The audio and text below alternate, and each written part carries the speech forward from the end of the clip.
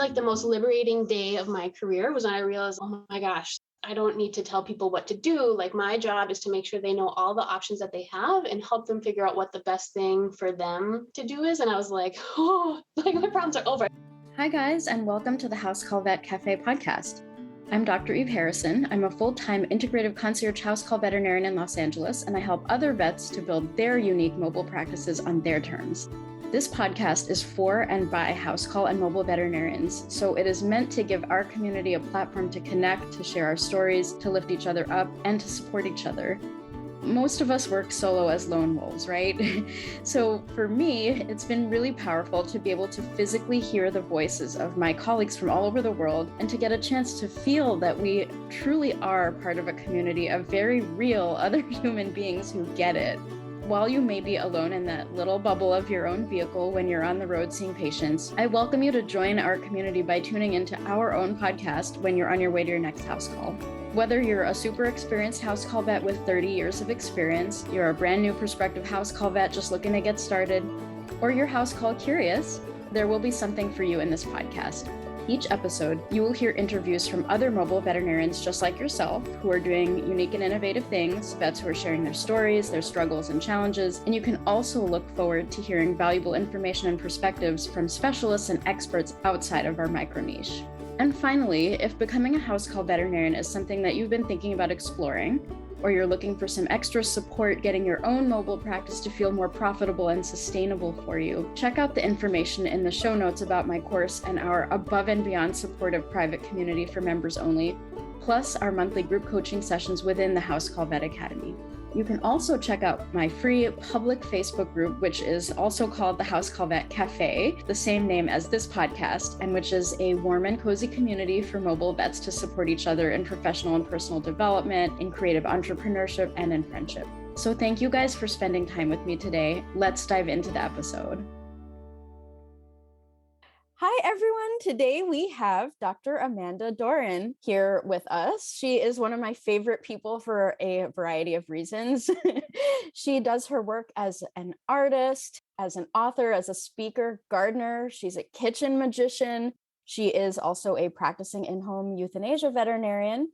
Amanda's art, her writing, her speaking, they all focus on the ethics of and the operations for end-of-life care for humans and animals, effective intrapersonal and interpersonal communication strategies, and how to find work-life resonance. It's different from work-life balance, but it's similar. She also facilitates creative learning groups and workshops. Duluth, Minnesota is her home, which she just told me how to pronounce Duluth. I realized I never said that word before.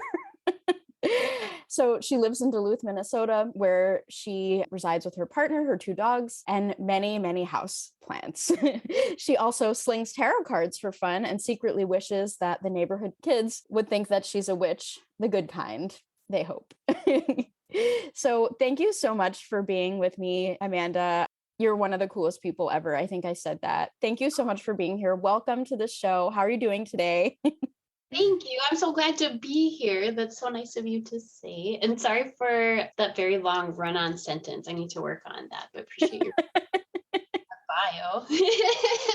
I'm a fan of run-on sentences. I like them, honestly. It's hard because I want to share some things, but not too many things, but some things. That's right. So I wanted to start out how I always start out, and I wanted to ask you, what is your favorite snack to eat in the car while you're on the way to house calls? Or I don't know, maybe IHE vets don't snack in the car. I don't know. It depends on the day. I think it kind of depends how full the day is. So most of my appointments are in 2-hour blocks, and a lot of times they're within 15 to 30 minute drive of my house. And I'll take up to 4 a day. So if it's a loaded day, I'm starting it off with everything all ready to go. Cause I do not want to eat gas station pizza. That is not a good life choice. So I like to make what's called these little bento boxes. And so try to make things that are easy to eat and maybe I can just shove in my mouth really fast, but are actually real food. And sometimes that is hard to do. I like to do berries and broccoli and carrots and hummus. Maybe not all these things at the same time. Or make little pre-made ants on a log. That's really fun if I'm feeling fancy. What's ants on a log? Oh my gosh, it's the best thing ever. So it's a celery with like a nut butter of choice and some sort of like small dehydrated fruit. So like traditionally it would be like peanut butter and raisins, but sometimes I get a little wild and do like almond butter and currants. But it's like the Wow. best thing ever. Never had that in so long. That might be a Minnesota thing. Minnesota. Wait, say that word again. Don't. They're maybe making fun of you in this episode and enjoying your amazing accent. I love it. It's the cutest. It's a bit Canadian too, because I lived there for 5 years. So I definitely do still like drop A's sometimes without noticing it. Yeah. Oh, I thought I picked up some Canadian. That's awesome. Some Canadian. Yeah, but like those are my favorite. The ants on a log, or sometimes even just like an apple and then like those little peanut butter packets, little quick like apple and then like that's kind of a fun thing to do. Like, you know, I'm talking about like the little RX bar ones or like the thins, like maple peanut butter or whatever. Sounds delicious. Yeah, it can't be too complicated. I feel like snacks on the road. The ants on a log seem very well thought out, though. That sounds delicious. And it does sound easy to eat. I like your bento box idea, too. Yeah. So you're welcome. So can you tell me a little bit about how you decided to embark on the journey of becoming a house call vet or an in-home euthanasia provider? And how did you follow through with that decision? And I know you work for a group. I would love to just hear your story a little bit around that. Yeah, I listened to your intro podcast too, and I think it's interesting, like the parallels of like how we got here. Like definitely not something I ever imagined doing when I graduated 10 years ago. Like I didn't even really know it was a thing. My first job, I did mixed animal practice up in Canada, up in Thunder Bay, Ontario, and ended up helping quite a few people at home with euthanasias, because as a large animal vet, you could do vaccines for like animals who wouldn't otherwise come to clinic, like farm dogs and farm cats. And then we were able to do like at home euthanasia. And I just remember this being such a different feeling. And like a year prior, like I had euthanized like my heart dog, like at the emergency clinic when I was in my third year of vet school. And just like, wow, like this is so different. And I remember like joking about, I would love to like do this, like just this, like all day, every day. And like, that would be okay. And I felt like a total weirdo saying that.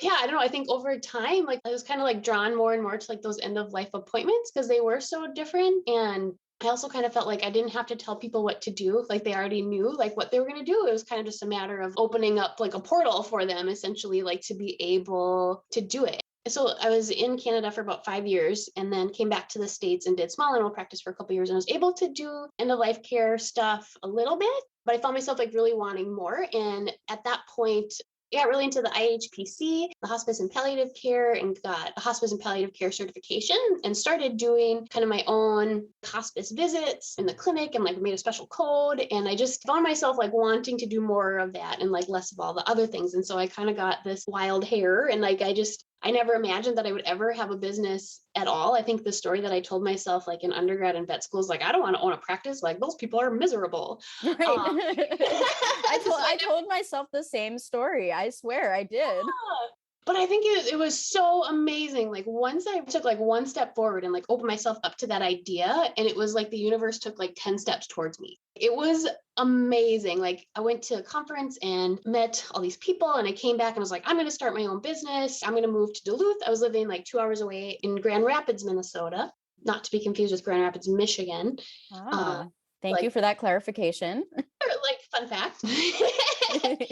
Yeah, I decided I was like, I'm going to start my own business. And then I ended up reaching out to the people I work for now. And at that point, they were doing these marketing, like startup packages for other like mobile vets. And they were kind of like, well, like, we're kind of thinking about expanding. Like, would you want to do that here with us? And I was like, yeah, because I was feeling very overwhelmed about all the things. And I do kind of wonder, I was thinking about this today, like if the House Call Vet Academy had existed at that time, like may have things turned out very differently. Like, I don't have to do any of the business things and I can do it now. Like, I don't have to figure this all out and do it for a year. And that was kind of hard because I also knew that they weren't doing hospice. And so it was kind of this really big decision to make. And I feel like I definitely made the right one.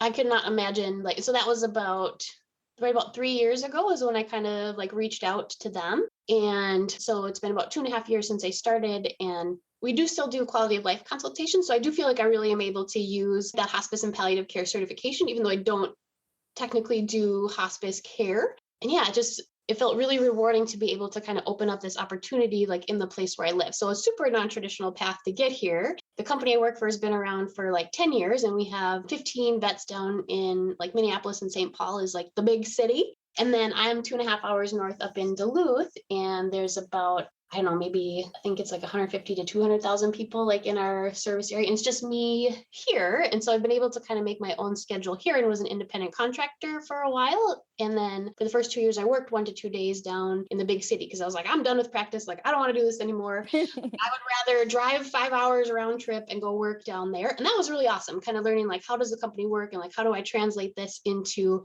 what I'm doing? Because the hope is like down the road, it'll continue to grow and we'll hire other veterinarians here.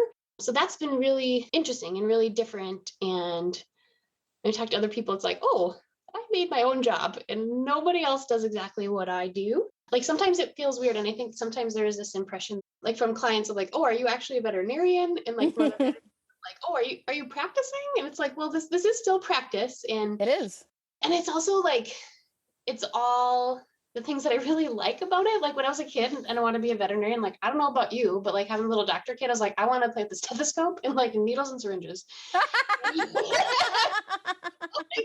That's IHE for you in a nutshell. That's like those are tools of IHE trade. That's it. Skills. Yeah. But then at the same time, it like every experience is different and it is the worst day of people's lives. And sometimes, yeah, it totally sucks. But at the same time, like, it's so beautiful, like, just to be able to give them that experience. And like, I worked in emergency and general practice for like a long time. Like, I think I've been in the industry like almost 20 years. And so, like, I've seen a lot of ways that it can go. And like, it's so different. It's so different at home versus in the clinic or like an emergency. And like, last thing anybody wants to do is end up at the emergency clinic in the middle of the night.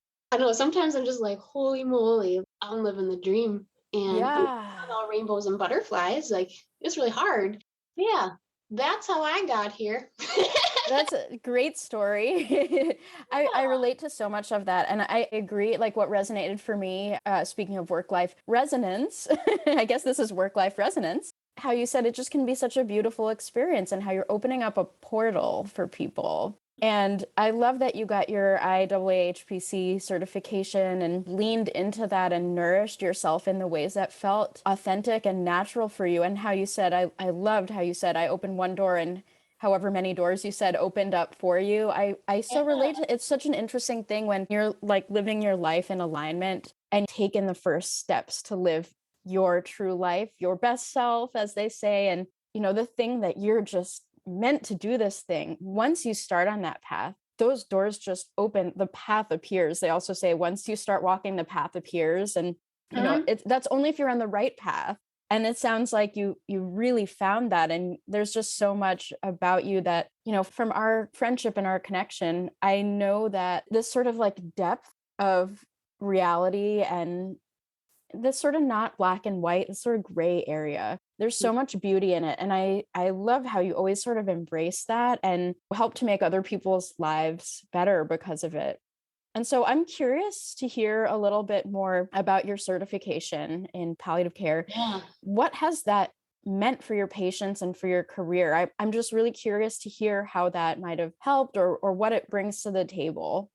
Oh my gosh. I feel like that course changed my life, how I practice and like how I view everything. I think in Western medicine, like we're definitely taught kind of like that paternal role model of medicine. I think like historically, like the doctor has been like the person who tells you what to do. And I always just felt like really uncomfortable with that because I don't know what to do. And like, I'm the kind of person where like, I will think of every possible outcome to like any situation. Yeah. And yeah, I think even though I don't actively practice hospice and palliative care, like I use these tools every single day. Like the communication training that we did, there was a hands-on lab that we did with CADA. Like I know I could still do my job. Love like, CADA, yay. Like everything I know from CADA. Yeah, I feel like I wouldn't be able to do my job as well. And yeah, it really like kind of taught me this process of like approaching these difficult problems and like kind of recognizing what are the different levels of truth that are happening here and like how do I open up that path like kind of as like a magical guide essentially like for the pet owners. And so kind of moving towards more like a partnership model of medicine where we're kind of moving back and forth. I feel like the most liberating day of my career was when I realized, oh my gosh, I don't need to tell people what to do. Like my job is to make sure they know all the options that they have and help them figure out what the best thing for them to do is. And I was like, oh, like my problems are over. I think I realized this like halfway through the certification. And it just kind of opened up this whole world and kind of got me more able to see like on a communication level, like in a lot of relationships, as far as what is my personal truth and like how do I remove that but also honor it, and also to see like what is this other person's personal truth, and then at the same time can we look at like what is like the universal level of truth here, like what is actually going on from like a scientific level, and really to be able to explain that to people. This is what's happening. Like, let me help you pull out your personal truth and remove mine from it, and then help you kind of go down the path, like information station.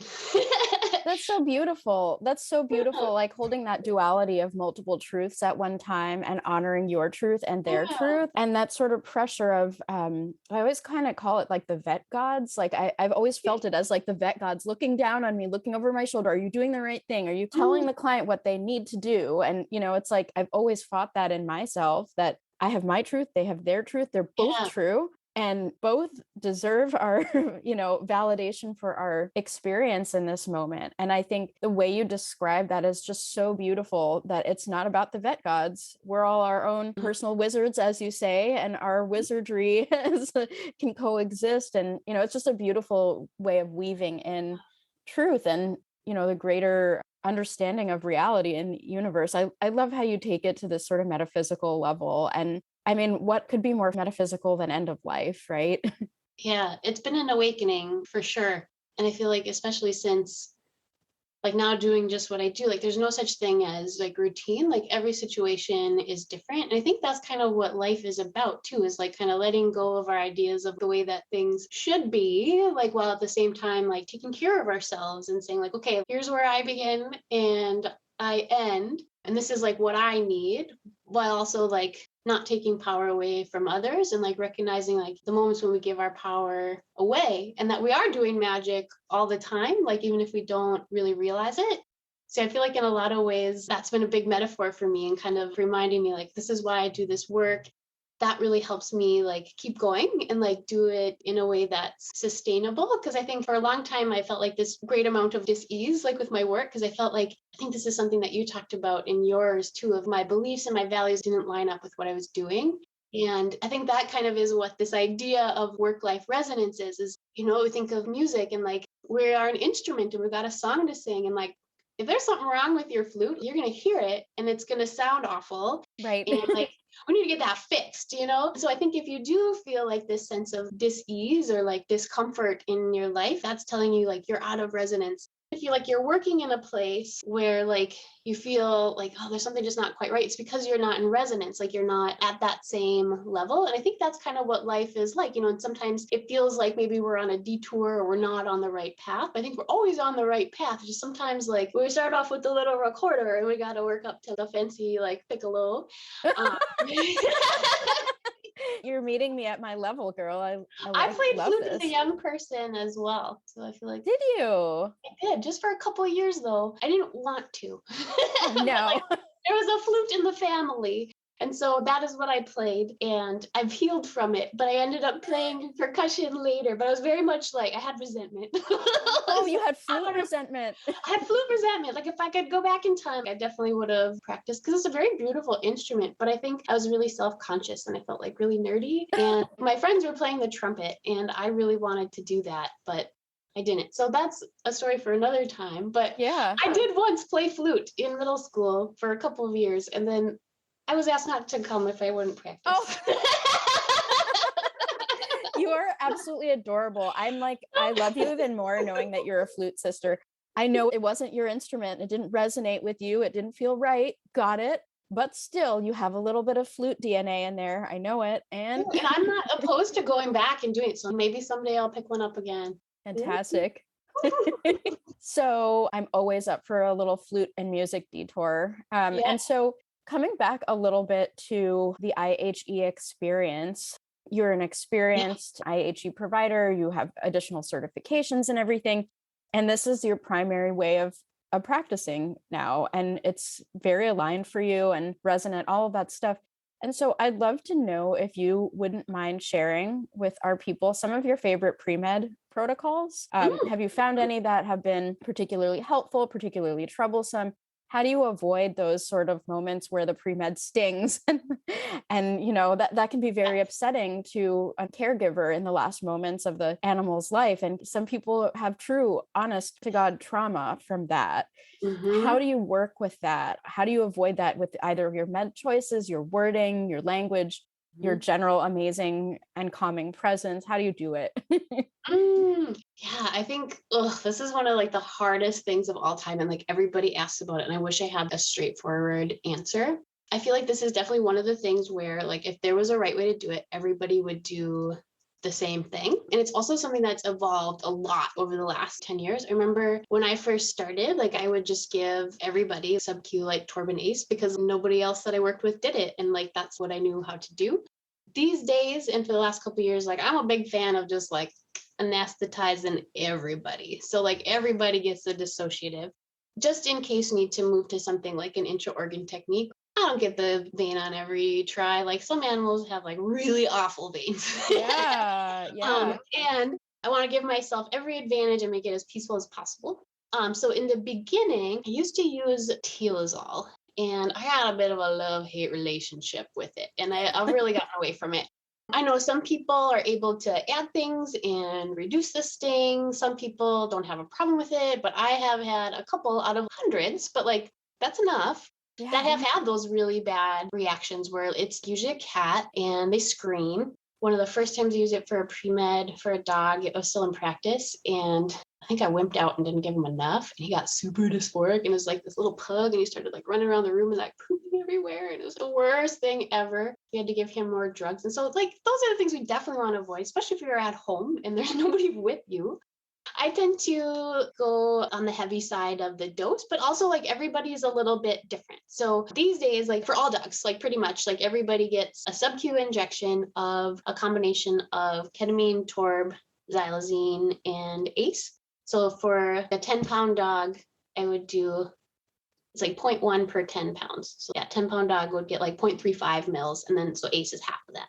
Does that make sense?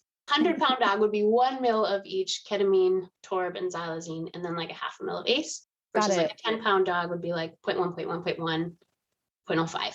Got it. Sub-Q.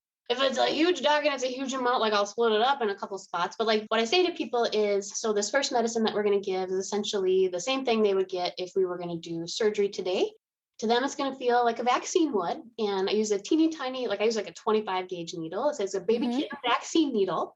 Some animals don't even notice it. I definitely encourage people to give treats or forbidden people food, especially like chocolate or like a jar of peanut butter or a stick of butter or like a whole tub of ice cream or like a bunch of bacon grease. Like sky's the limit. And I love being like one of the few vets on the planet that can be like, yeah, give them all the chocolate. And like people take so much joy in that because like not everybody wants to eat, but that's a really fun thing to do. But if they don't, that's okay too. And then I'll kind of talk them through like, this is what's going to happen. And everybody kind of gets a different speech. Like some people don't want to hear it. Some people are like, let's just get this over with. And some people want to know everything. So kind of gauging that. And then most animals will fall asleep in about 5 to 10 minutes, but everybody's a little bit different. Some animals fall asleep really fast.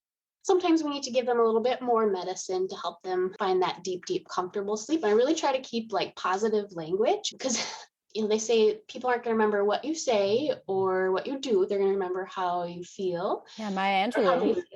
That's right. That is Angelou. That's right. That's right.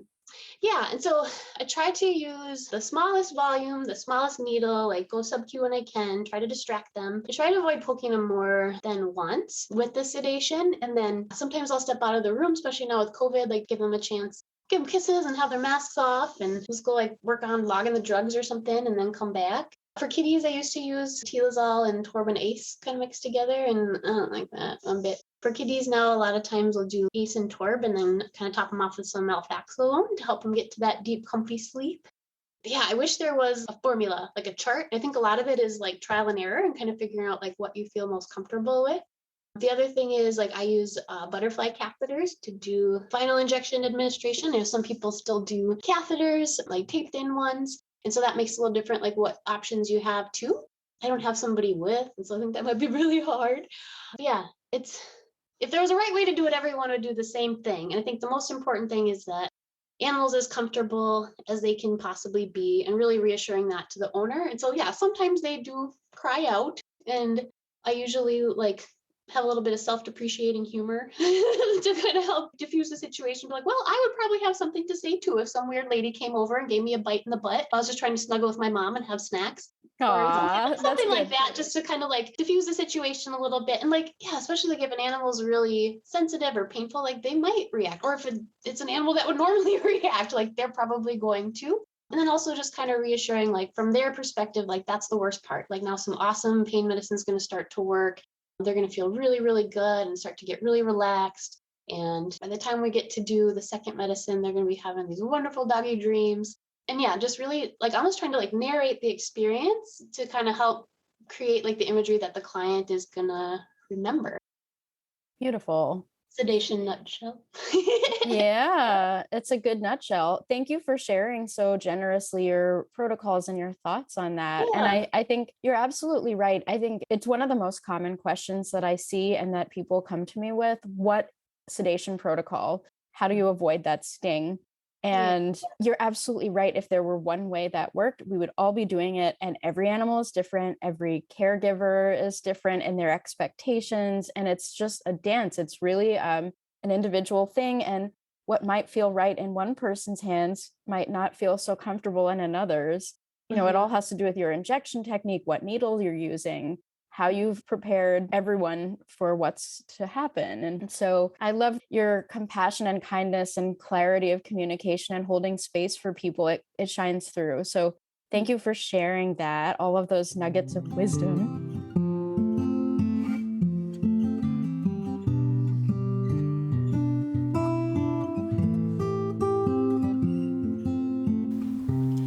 Hey guys, so I wanted to take a quick break to remind everyone that we have the House Call and Mobile Vet Virtual Conference coming up really soon. It is going to be February 19th and 20th, 2022. So I encourage you guys to all go check it out. The link to sign up is in the show notes. There is right now a 15% discount for vet techs, and that is your discount code 15VetTech2022. And if you go to my website, you'll also see it there. I'm super excited for this. It is like really happening. I cannot wait to meet you guys. So in this conference, you're going to meet your house call vet colleagues from all over the world. You'll get to see them face to face and connect with your people in real time. You'll get actionable tips and tricks, inspiration. You will get, ways to expand your mobile practice and share your experiences and connect with other people, kind of like we do in this podcast. You can also expect to hear a little bit of information on how to start a house call practice, how to protect your physical and emotional safety as a mobile vet or a vet tech. You're going to get some yoga taught by a veterinarian who is a yoga teacher geared specifically for veterinarians. It's not required, but if you're interested in that, it's going to be there for you. I'm going to be talking about concierge service. We'll be talking about IHE, palliative, all sorts of stuff. And I really cannot wait to see you. I also wanted to take this opportunity to thank from the bottom of my heart our amazing sponsors for this conference, who are also some of them who are just getting started with sponsorship for this podcast as well. So I wanted to thank Rockin' Pets, Rollin' Vets, Ask Jan for Help, Epicure Pharma, Dr. Busby's, the senior dog. You probably know Dr. Busby's toe grips. The Calm Cozy Cat Wrap, Laserific, Heal House Call Veterinarian, The Pocket Pathologist, and The Whole Veterinarian. So thank all of you guys so much for everything you've done to contribute to not only the development of the conference, but to this podcast. I cannot wait to see you guys there. And don't forget to get your tickets before February 14th. That is the last day to sign up for our conference, which will be February 19th and 20th. See you guys there.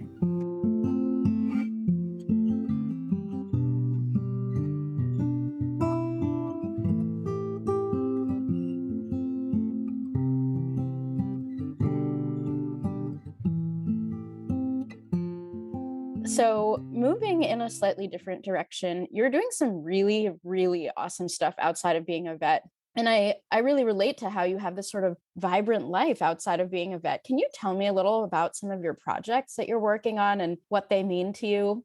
I sure can. And I can tell you too that like it definitely was not always this way. When I started doing exclusively in-home euthanasia, I always kind of had the option to pursue hospice and palliative care endeavors. And definitely there's been like many larval stages like behind the scenes of like what that Ew, larval stages. means. Ew. But definitely like the butterfly has come. I always kind of knew I wanted to do like something in addition to that. It's like I can't do this like full time. So I do the in-home euthanasia 3/4 of the time, and then kind of the evolution of the something else has been like kind of started off. I had all set up to do online telehealth consultation business for pet owners. This was like March 2020, and I encountered a little bit of resistance with my local board, and then the pandemic hit, and I was kind of like, this is not a mountain I want to die on. So I moved on and started working on with another colleague the Morning Pause Project, which was like a grief journaling course. And I realized like I wasn't really a good fit to do that. Like that's definitely something that needed like social work, people involved, and ended up stepping away from that project. And it's going to go on to have another life. And so that's very exciting. And so I feel like I'm an entrepreneur. Like I had a failed business and now I have sold a business. And really kind of imagining like, okay, what do I want to do? And I've done some speaking with end of life care and veterinary things. And I was working with IHPC and like planning a conference, and it just kind of got to the point where it was like, this is like too much end of life care, and just was starting to kind of feel burnt out about it. And my kitty died last summer. I'm So July sorry. 2022. Yeah, it was really hard, but it was also like like another like awakening, kind of like almost a rebirth in some ways, and kind of realizing that my calling was maybe a little bit higher than that. Like it was a little bit like beyond like veterinary medicine. And I feel like it kind of brought me to this really, really dark place, and kind of like, who am I? Like, why am I having such a hard time with this? And like, it makes me giggle a little bit to look back and be like, yeah, like I'm a person that does this all the time. Like, why am I having such a hard time? It's like, well, because you're human and this is your That's right. buddy, and like she's been with you forever. But yeah, it really kind of helped me kind of start to tap into like, well, who am I? And like was kind of starting to realize like, oh, like going to in-home euthanasia practice hasn't solved all of my problems. And really kind of started to embrace like these other parts of myself that I felt like I kind of had to leave behind in order to be a veterinarian, and started going to therapy and taking better care of my body, and like eating real food and like exercising again, and like reading for pleasure, and like all these things that seem so logical, but I think we get so consumed in like our work, like sometimes we forget about that. And I think the biggest thing was beyond like that physical care is really needing kind of like mental health care, and just kind of figuring out like where do I go from here, and really kind of just started to tap into like my creative side. And when I was a kid, I wanted to be an artist, but kind of the impression I got from society was that that's something that people only did if they were independently wealthy or like severely mentally ill and like homeless on the, which isn't true, but it's like these stories that we tell ourselves. If you're going to be an artist, that should be like a hobby or like something you do on the side, or maybe be like an art teacher. And that I was really smart and like knew a lot about science and math. And so I should maybe go kind of this path. And I think I was maybe kind of having some resentments of like, why wasn't I allowed to be an artist? But it's also like, well, you wouldn't be here now if all those things hadn't happened. So it was almost like this kind of soul reclamation kind of thing, and kind of embracing these parts of myself that felt really taboo and like I wasn't allowed to be. It really felt like this like Jekyll and Hyde kind of thing. So really, like last year I started taking these like online community education classes in writing and art. And it was just the funnest thing ever of all time. And I felt like, just like a new person. And like I had like reclaimed this part of myself. And I was like, oh my gosh, I had to leave these parts behind to be a vet. And part of that was really related to kind of tuning more into nature and the cycles of the moon and the seasons, and kind of really realizing that as a kid, like I was really interested in like magic and like witches and more like occult and like mystic kind of things. And even just kind of starting to explore some of these things that I didn't think I could do. Or like if people knew I liked these things, like I would not be a reliable professional. Like people would not trust me to come to their homes and euthanize their pets if they knew that sometimes I like to have bonfires and howl at the moon. I was like, oh, that's just not true. And it's like, Yeah, I think in some ways for me, it has been kind of this like return to like a spiritual path. And like, I don't consider it to be like a religious sort of thing, but I think in doing kind of this work around death, like there definitely is like this sense of like connection to something greater than yourself. And I think I always had a hard time like putting words to that because some of the examples I had as a young person were negative. And so really kind of trying to redefine that. And a bunch of people told me about this course called The Artist's Way by this woman named Julia Cameron. And she kind of takes you through like this 12-week course of like kind of reclaiming a path to spiritual creativity. And so like 4 people told me about this. I was like, okay, fine, I'll do it.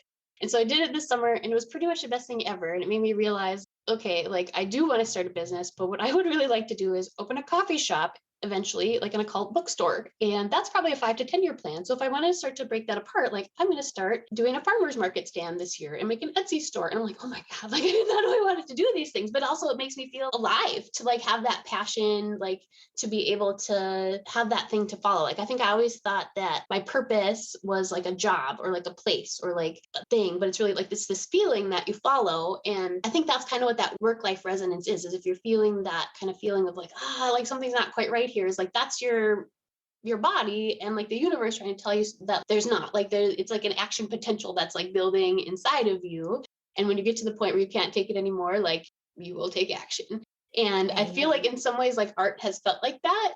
It's this thing that's been like contained for so long, and now it's like this way to like express myself. And so working on my farmers market stand for this summer and getting my garden ready and making a little Etsy store, and yeah, have this dream apparently open like a coffee shop occult bookstore. And that might change, but it's really fun to think about and not something that I would ever imagine. And so yeah, this artist way is kind of this way to identify what your negative core beliefs are. And I really like it that she describes it as having coffee with your shadow, which I feel like kind of lines up along the house called Vet Cafe. And then you also take yourself on artist dates. And so it's this like 1 to 2 hours you set aside to like enchant yourself like every week or two. And there's like, it's whatever you want. Like maybe you want to repot your plants or take yourself out for a special walk or go to the craft store, or like whatever. And so, yeah, started a group with that, starting to do some courses with that and kind of. So you've started, just to clarify, you've actually started a group now kind of based off of that and creating space for people to explore their inner artist and take themselves. Okay. So that's really awesome. That's really awesome. Yeah. Tell me a little bit more about that. Thank you for helping me direct that way. Yes. So that is so exciting. So yeah, I feel like moral of the story is kind of my platform has shifted over time to educating others about end of life care, to helping teach other people how to let themselves be more creative. And I think it's not just limited to veterinarians. I think it's something we could all use a little bit more of in our lives. So yes, I have started like anybody who wants to come and live a little bit more creative, magical life, a Facebook group. I think it's called the 2022 Artist's Way Creative Circle. There's a link for it on my bio in the Instagrams. Excellent. And so that one's kind of just like a self-study kind of place. Like if people are interested in the morning pages are like the daily writing you do, the coffee with the shadow, like what is this artist date? And then my plan is, because I love this course so much and it's helped me so much, is to do it like a few times a year. So a couple of weeks ago, I started the first cohort. So I have a group of 6 self-described quirky introverts who do extroverted things. There's all different backgrounds and everybody's kind of working on different things. And we work on the stuff ourselves and then check in once a week. So kind of supporting each other through that. The next one is going to start May 1st. So keep people posted about that in that group. Yeah, it's really fun and definitely like a student of the work. And it's kind of selfish because like my goal is like to get to know myself better and also like get to know like more creative people. But I think definitely like in this time, like in the world, like we really need this. Like this is definitely like a time of healing, and like this is the new normal. I think we're kind of at that point where like kind of realizing like things are never going to be how they were. And yeah, like the best way that we can take care of each other is to take care of ourselves and really kind of realize like what are those stories that we tell ourselves, and like how do we take better care of ourselves so that we can show up for ourselves and for our clients. And so I feel like that's kind of what drives me to do that. It's like I want to be able to continue to do in-home euthanasia sustainably, and kind of realizing like, you know, people ask like, how do you do this? It's like, well, this is how I do it. You take care of yourself and you acknowledge the parts of you that make you whole. I love that. I love that. And I mean, it really all ties together. I always say that I consider myself an integrative or holistic practitioner. And part of that is caring for myself, because if I'm not whole, if I'm not okay, how am I going to give from from a Yeah. place of not plenty, right? Can't pour from an empty cup. That's right. And so I love what you're doing, because I also am a massive fan of Julia Cameron's The Artist's Way.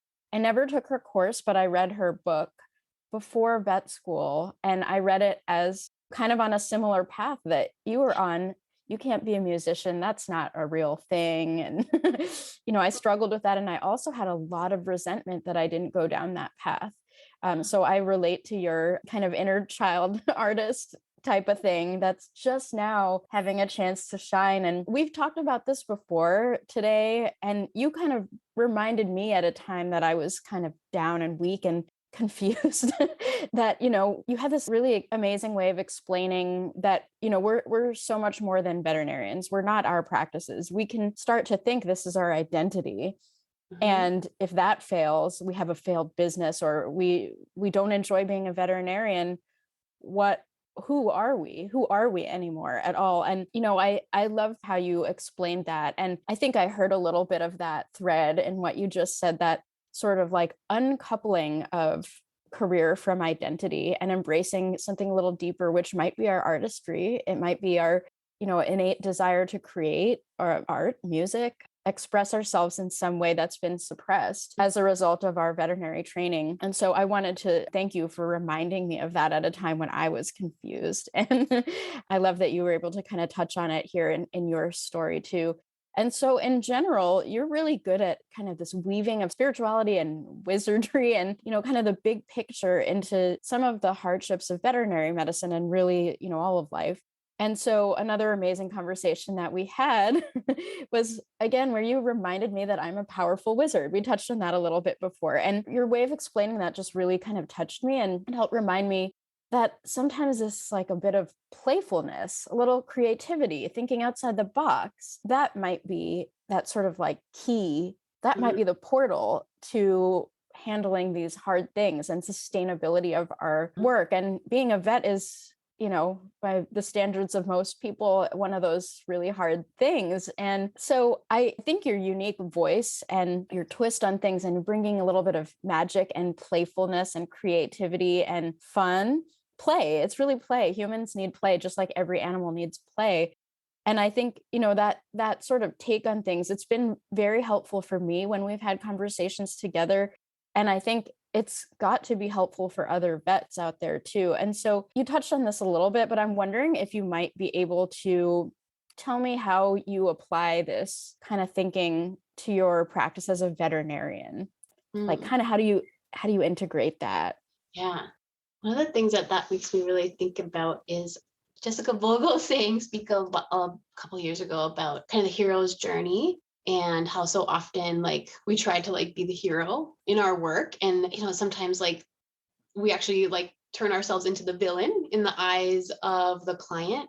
And in learning more about like communication and like relationships, like kind of brings me back to like this idea of like the drama triangle of like kind of the hero and the victim and the villain. And I think the biggest thing is like this kind of way of seeing things has really helped me kind of realize like when I am playing those characters, and helps me like get off the triangle. I feel like the wizard is the one who like stands back and like lets the drama unfold, and then like Dumbledore or like Gandalf sticks in like a little something like when the time is appropriate. And really like, yeah, kind of that magician is like the creator of new worlds. And like, And can you tell me a little bit more about that triangle just for everyone who's listening? Yeah. So I feel like I can't remember the lady's name who talks about this. And there's a guy who like invented it. Lots of people talk about it. So it's this idea of the drama triangle, and kind of that we all have this like default starting place where I think they also call it the intimidator and the interrogator and the victim, or like kind of the hero and the villain and like the victim. Sometimes kind of the hero or the interrogator also gets the label of the caregiver. And so it's kind of like, like kind of our baseline like reaction to things that might be happening. But I think it's kind of like realizing like when are we finding ourselves in those roles and how do we stop doing that and kind of guiding that situation, like really kind of getting out of the loop. It makes me think too of like kind of like the serenity prayer, like the idea of accepting the things that I cannot change and like changing the things that I cannot accept, and that wisdom to know the difference. So I don't know if I'm really answering your question very well. Yeah, no, I think it is. It definitely is. Like these, in sort of times of either conflict or challenge that we tend to fall into these three big roles, like either the hero, like we're fixing it, we're responsible, and, or we're the victim and we're always the one being persecuted, and we fall into this role, even if it's not always true. And then there's the villain, in my understanding, this drama triangle, the villain is always the one doing the wrong thing or hurting everyone else. And, so we can like polarize our view of ourselves and the people that we're engaging with in any interaction, make them either into the villain, make ourselves into the hero, or make ourselves into the victim that needs to be rescued and that we're completely helpless and everything's terrible has been done to us and it's no fault of our own, right? So there's these kind of extreme roles, and we can kind of polarize ourselves and find ourselves on this drama triangle contributing to it. And I think the way that you explained it to me was, like, you're a wizard, get off that triangle, right? You're outside of that. You're doing magic. You're in the gray zone. You're not polarized. You're like seeing things as they are in reality. And does that sound like your experience of it? I think so. And I definitely think these are not things that like we do consciously. And yeah, like the villain is like these actions come from like fear or like from defense. And like the caregiver is like trying to help others. And the victim, like, it's kind of that like freeze response. Like there's not things that we do, but it's kind of like this idea, like you've probably heard the quote of like, don't hate the player, like hate the game. Like my take on that is if this helps me recognize like I'm hating the players right now, don't hate the player, don't even hate the game. Play the game, make up your own rules. Like the rules aren't real. That's right. That's it.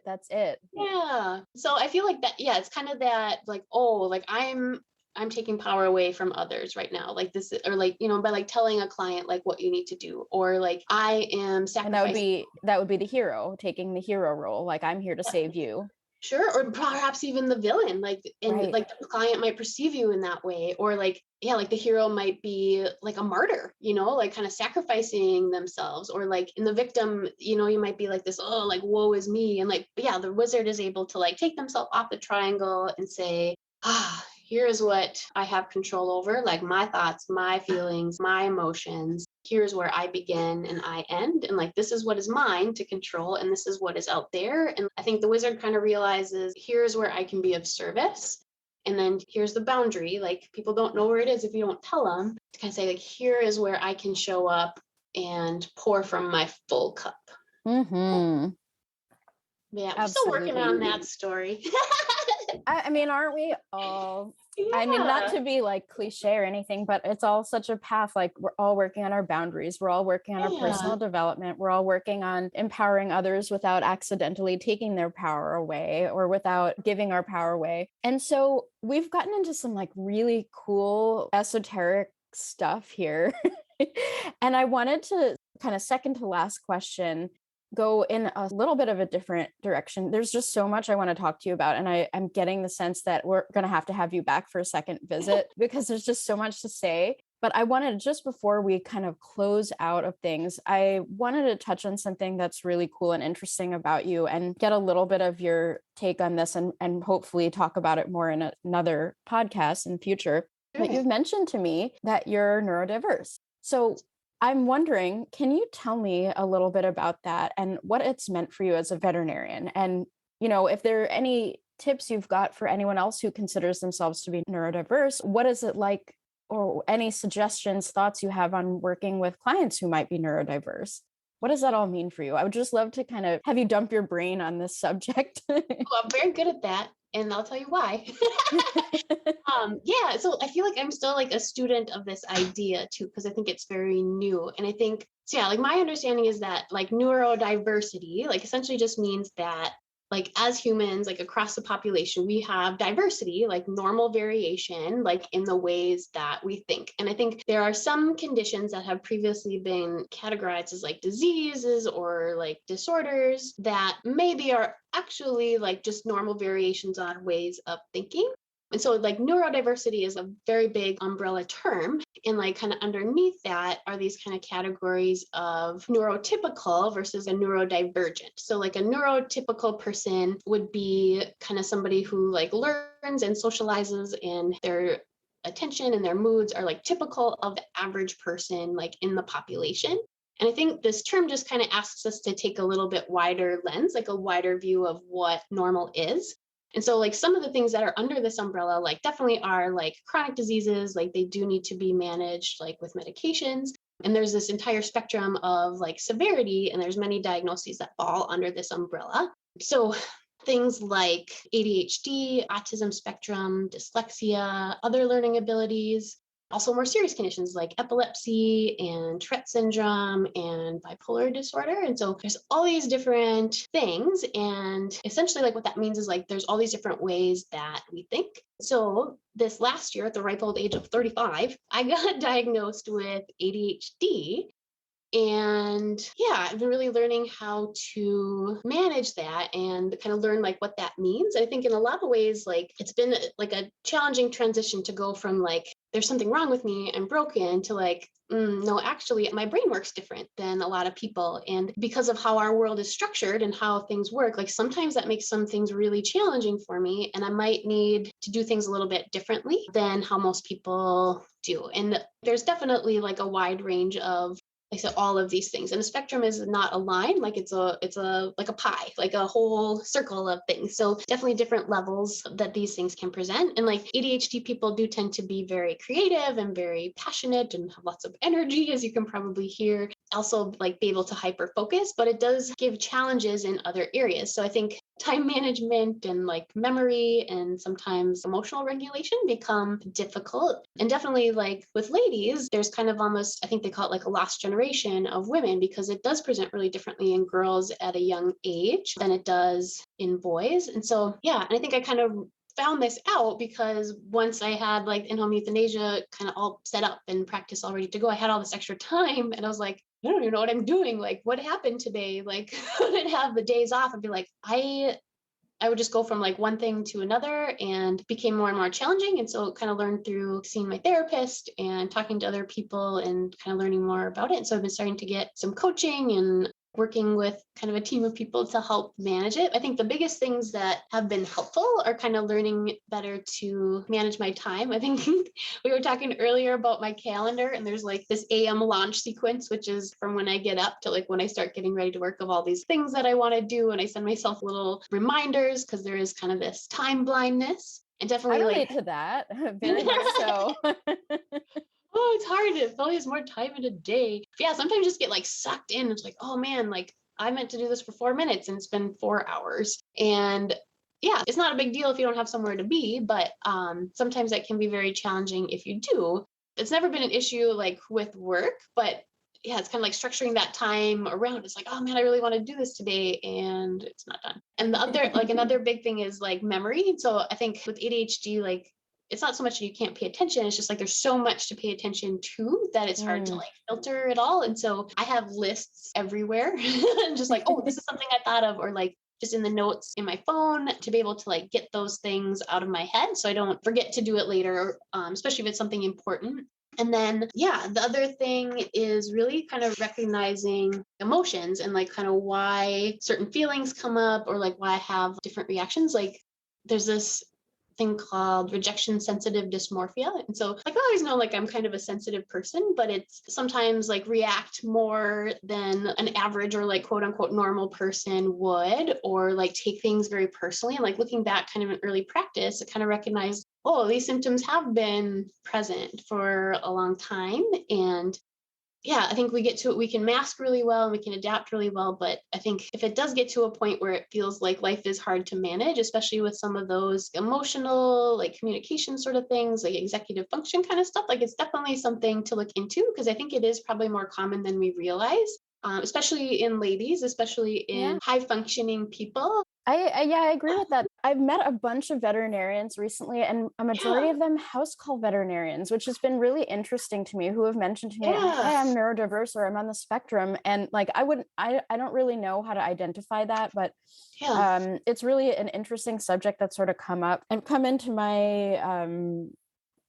visibility a little bit more in the last few years. And it's just so interesting that, just to kind of explore that world a little bit and the world of neurodiversity and your experience with it. Mhm. And it kind of piqued my interest that a lot of people that I've now noticed to kind of identify as neurodiverse or on the spectrum are house call veterinarians. And I think that's really interesting to me because I think we kind of tend to do things outside the box. We need to do things on our terms. And I think it makes sense to have something a little bit outside the average, Mm-hmm. kind of going in the direction of doing our own businesses and taking Yeah. matters into our own hands and working on our own terms with our own brains. And I don't know if I have a neurodiversity or on some spectrum. I could be, I don't know, but I do relate very much to the time management issue, loss of perception of time. Like, I could think it's 4 minutes or it could be 4 hours. I relate to that, which is really interesting. And for me, one of the reasons I love being a house call vet, because I can go ahead and take 4 hours if I want.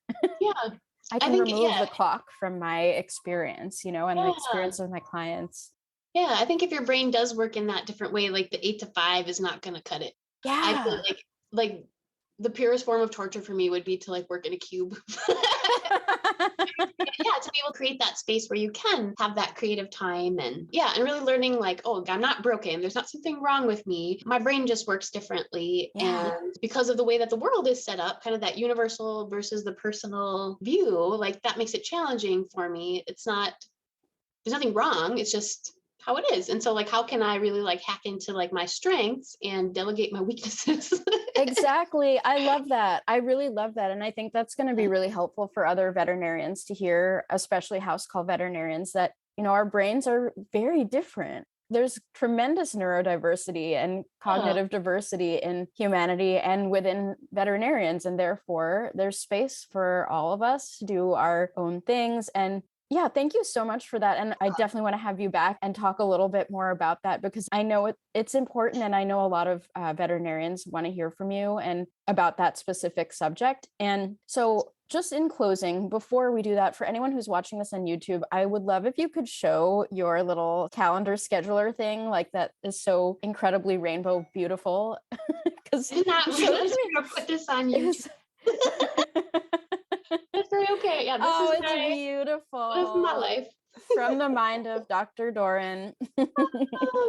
Fantastic. Thank you so much for sharing that. And in summary, since we are in a cafe in this podcast, can you tell me what is your favorite tea, coffee, or beverage to drink? Anything that you take with you either on the road or just to relax and chill at home while you're doing your magic? I'd love for you to share what you've got in your cup, in your goblet. Yeah, I would love to. And I'd also at the same time ask you to ponder a question.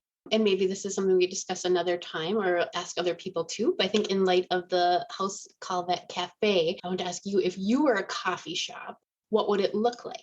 What would be like the mood, the furniture, the setting, the people that you would attract? What would you serve? What would your role be in this coffee shop? Oh, as a person, as a human being, like Yeah, the coffee shop manifestation of. Yes, the coffee shop as a representation of your persona. Oh, that is such an interesting question. And So do not answer now, like take time. But we're gonna revisit that at another time. But I read about this the other day and I thought about you. I was like, oh my gosh, we have to talk about this. Okay. So I have like a hot beverage routine of the day. I have an espresso machine and it is the best thing ever. And so usually like getting up in the morning, I have like a little double shot, like kind of macchiato action, like a little splash of milk. And then usually like a late morning, like jasmine green tea. Usually there's an afternoon coffee, which I'm enjoying here now. And then often a decaffeinated tea beverage in the evening. So I really enjoy that Tazo passion tea, or like a peppermint or like a cinnamon, something like this. So hot beverages all day. That sounds delightful. I love it. Well, thank you so much for chatting with me today. Thank you for all you do for animals and for humans and for me as a friend. It's so clear to see that you're an incredible person and advocate for animals and, just a really compassionate person. And so thank you for your time today. I'm super excited to have you as a friend and a colleague in our mobile vet tribe. And cheers to our next podcast episode where we will explore more on neurodivergence. Thank you for speaking with me today. Oh, thank you. Thank you so much for listening to this episode of the House Call Vet Cafe. If you enjoyed this episode, then hit the subscribe or follow button on Apple Podcasts, Spotify, Google Podcasts, YouTube, or wherever you listen to podcasts so you never have to miss an episode.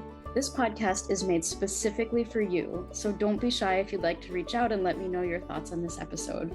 You can find me on Instagram and Facebook as the House Call Vet Academy, where I also share more valuable content. If you're interested in learning more about consulting for House Call Vets or the House Call Vet Academy online course and community, please click on the link in the show notes. Have an amazing rest of your day, and I can't wait for you to join us for our next episode of the House Call Vet Cafe.